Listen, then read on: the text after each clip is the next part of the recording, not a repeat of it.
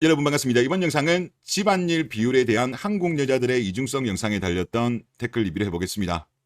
여자들이 남녀평등을 외치면서 남자가 돈을 더 많이 버는 경우에 집안일과 연봉은 무관하다면서 같이 가사를 해야 된다고 주장을 합니다. 그런데 여자가 돈을 더 벌 경우에는 돈을 적게 버는 남자가 집안일을 해야 된다는 게 여자들의 비패식 마인드예요. 그리고 또 그런 예가 하나 또 나오는데, 이 케이스는 에타에 올라왔던 글입니다. 아기 말문이 트였다. 아빠라고 드디어 말해줬어. 세상이 다 내 것 같다. 회사에 있는데 기분이 너무 좋다. 반차 쓰고 빨리 집에 가고 싶다. 내 평생 모든 걸 바쳐서 내 딸 지키고 사랑해 줄 거다라는 글이었어요. 여기 글의 베스트 글이 너무 좋다, 이런 걸 아빠로서 잘하고 있다, 이렇게 이제 응원의 글입니다. 그런데 반대의 케이스는 다르게 나와요. 이 경우는 여자가 올린 건데, 몸이 약한데 출산할 수 있을까? 예쁜 아이를 낳고 아이랑 남편한테 헌신하는 삶을 살고 싶다. 헌신. 이렇게 올렸어요. 그래서 글들을 쭉 댓글을 보면 이런 여자 만나고 싶다, 좋은 인성이다, 뭐 이렇게 긍정적인 의견이 있었는데, 그런데 여기는 좋아요가 그렇게 많지가 않아요. 13개, 34개, 15개, 13개 이랬는데 압도적으로 높은 게 94개짜리가 하나 보입니다. 여기 내용은 뭐냐고 하면, 아이와 남편한테 헌신하는 삶을 살고 싶다는 거는 이해가 안 간답니다. 그러니까 남자가 가정을 위해서, 딸을 위해서 헌신하는 거는 당연한 거고, 여자가 아이와 남편한테 헌신하는 삶은 이해가 안 간다는 거예요. 여기에 좋아요가 왕창 몰려 있잖아요. 남자들이 여기다가 좋아요 눌렀을 리는 없죠. 그러니까 지금 이런 거예요. 그러니까 지금 대한민국은 여자들이 개인주의와 FM, 이것이 무장된 집단 이기주의입니다. 그리고 이런 거는 제가 한 이야기가 아니고요. 과거에 문재인 정부에서 비공식 자료로, 물론 나중에 유출이 돼가지고 언론에서 보도가 되었는데, 정확하게 분석한 게 지금 젊은 여자들의 어떤 형태입니다. 여기 분석한 걸 보면 20대 여성은 민주화 이후 개인주의, 페미니즘 등의 가치로 무장한 새로운 집단 이기주의 감성의 진보 집단으로 급부상했다고 합니다. 반면 20대 남성은 경제적 생존권과 실리주의를 우선시하며 정치적 유동성이 강한 실용주의 집단으로 변화했다. 달라요, 지금 남자랑 여자랑. 그러니까 최근에 여자들의 행동을 보면 여자들 본인들의 이익이 되는 쪽으로 집단적으로 이렇게 여론 조작을 해요. 남자들보다 여자들이 또 인터넷 활동을 훨씬 더 많이 하거든요. 시간이 많은가 봐요, 남자들에 비해서. 하여튼 이런 활동을 열심히 합니다. 그러니까 이런 말도 안 되는, 남자의 희생은 당연하고 여자의 헌신은 희생이라고 생각하는 이런 게 나오지 않았나 싶고요. 그리고 댓글 보겠습니다. 한국 여자의 말은 논리가 아니라 이기심에 비롯된 말이라고 생각하면 모든 게 이해가 되네요 라고 하셨습니다. 그러니까 우리나라 여자들이 FM을 이야기하지만 우리나라 FM은 좀 이상한 FM이에요. 서구권은 이렇진 않죠. 근데 한국에 들어오면서 1도 손해보지 않으려고 하는 괴물 형태의 비페미니즘으로 바뀌었어요. 그래도 서구권 여자들은 본인들도 남녀 평등을 외치면서 적극적으로 일을 해요. 또 맞벌이도 해요. 북유럽 같은 경우는 심지어 자진해서 군대도 가요. 근데 우리나라는 분명히 같은 FM이긴 한데 1도 손해보려고 안 해요. 극단적인 집단 이기주의입니다. 완전 괴물이에요, 괴물. 그리고 여자들의 집단 이기주의와 관련되어 가지고 좋은 글이 하나 있어 가지고 한번 보시죠. 부동산 갤러리에 올라왔던 글인가 봅니다. 여성 사회 진출의 결과, 우리가 여자의 집단 히스테리의 사회가 무너지고 있는 이 긴 어두운 터널에서 나오게 되는 날이 온다면 지금까지 보여준 여자들의 형태, 판단력을 제대로 비추어 보며 그들이 과연 정치에 참여할 자격이나 권리가 있는지 근본적인 의문을 제기해 봐야 할 것이다. 여자를 교육시키고 참정권을 주며 그들 역시 진리와 자유, 철학, 과학, 건축 등을 할 줄 알았으나 현실은 눈앞에 쾌락만을 쫓고 당장 맛있는 것, 재밌는 것만 찾았다. 우리가 전 세계적으로 본다면 여자들의 참정권, 이게 역사가 얼마 안 되잖아요. 상당히 오랫동안 참정권을 안 주었는데 이 안 준 이유가 오히려 지금보다 과거의 어떤 선조들, 철학자, 사상가 이런 분들이 여자들의 이기심에 대해서 잘 알고 있었기 때문에 참정권을 잘 안 준 것이 아닌가 그런 생각이 많이 들어요. 여자들은 투표하는 걸 보면 뭐 심지어 얼굴이 잘생겼다 그런 이유로 막 투표하고 그러더라고요. 그리고 경우에 따라서는 어떻게 본다면 투표라는 거는 물론 개인의 이득에도 도움이 되면 좋지만 근본적으로 국익, 부국 강병, 후손들을 위해서 어떤 판단을 내리고 투표를 해야 되는데 여자들의 투표 행태를 보면 철저하게 이기주의입니다. 이게 너무 심해요. 이 말씀을 하시는 거죠. 그리고 감히 아이들을 건드리며 자신들의 허무맹랑한 FM을 세뇌시키는 일에나 열중한다. 여교사들 이야기하는 거죠. 이거 그 교육기본법인가? 거기에 못하게 되어 있어요. 어떤 특정한 사상, 종교 이런 거를 강요를 못하게 되어 있는데 여자 선생들이 뭐 모든 여선생이 그렇지는 않겠습니다만은 이런 거를 주입시키려고 본인들이 목소리를 내잖아요. 그거 법적으로도 문제가 있는 거거든요. 그리고 또 남편에게 순종하고 가정에 헌신하기는커녕 하찮은 협박이나 하며 유세를 부리고 있다. 자신의 아이를 키우는 것을 남편과 국가에게 떠넘긴다. 자신의 아이를 왜 본인이 키우지 않고 국가가 키우고 부모가 키우는가?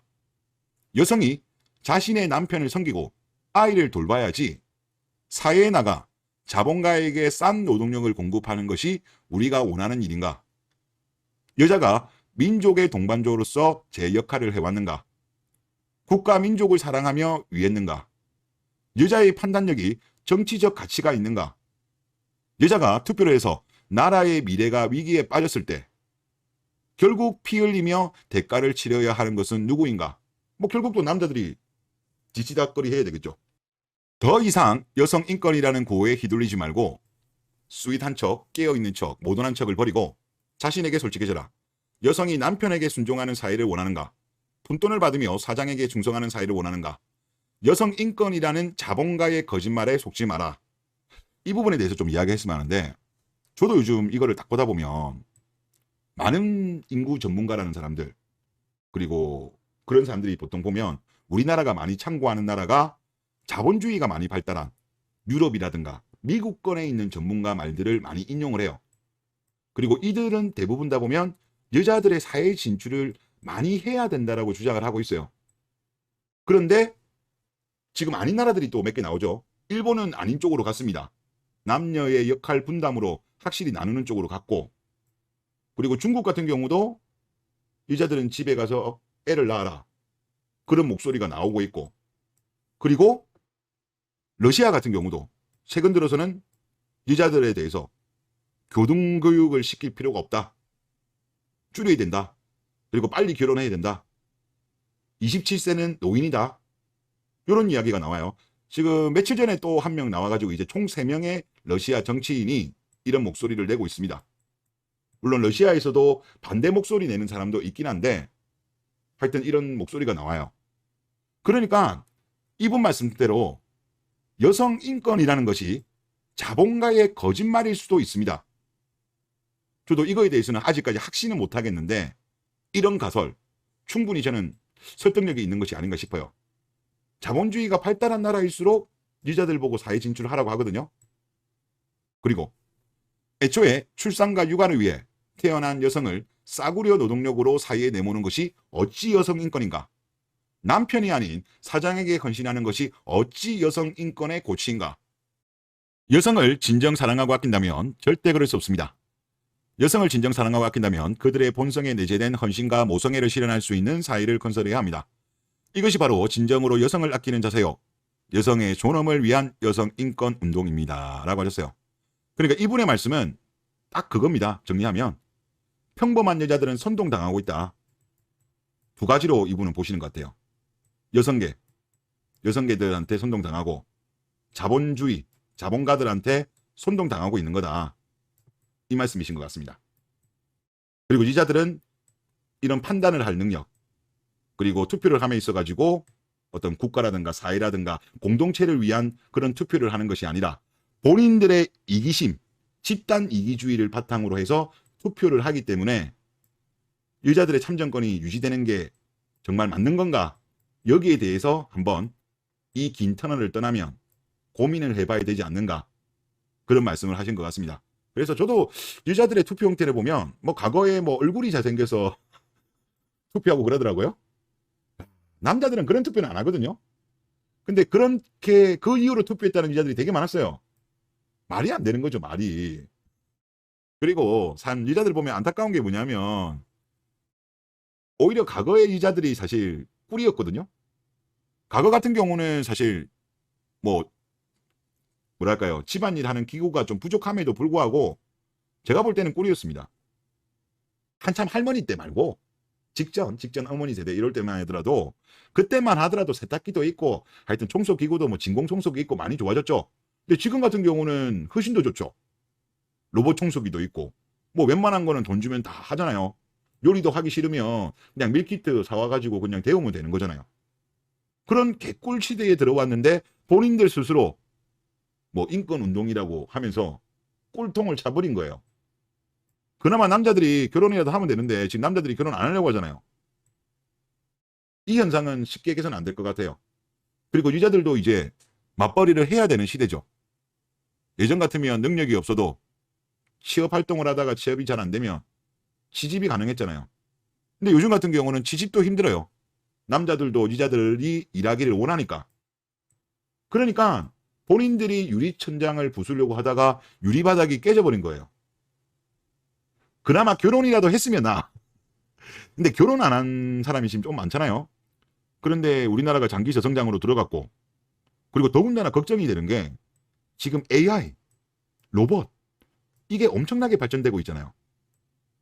이 두 개의 발전 때문에 엄청난 사회적 변화가 올 거다. 물론 남자도 타격을 받겠지만 여자들이 더 타격을 많이 받지 않을까요? 여자들이 주로 사무직, 서비스직에 많이 종사하고 있잖아요. 아마 AI로 사무직 많이 대체될 거고 로봇으로 아마 서비스직 일자리도 많이 교체가 되겠죠.